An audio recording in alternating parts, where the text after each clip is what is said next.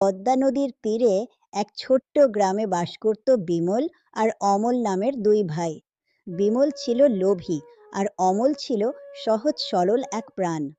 এক সন্ধ্যায় অমল দেখল নলখাগড়ার মাঝে একটা অদ্ভুত সোনার মাছ আটকে আছে। তার আঁশগুলো ছিল উজ্জ্বল। মাছটি কথা বলে উঠল, আমাকে ছেড়ে দাও, আমি তোমাকে এক জাদুকরি হাঁড়ি দেব, যা কখনো অন্যে ফুরাবে না।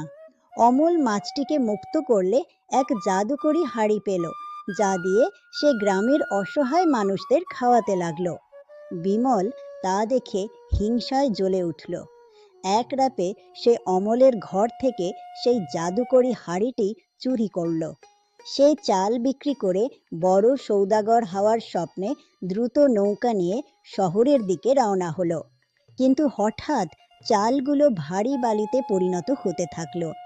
লোভের ভার ক্রমশ অসহ্য হয়ে উঠল। বালির ভারে নৌকাটি পদ্মার জলে তলিয়ে গেল। সোনার ইলিশটি শেষবারের মতো বিদায় নিল। মনে রেখো, পৃথিবী সবার প্রয়োজনের জন্য যথেষ্ট, কিন্তু কারো লোভ মেটানোর জন্য নয়।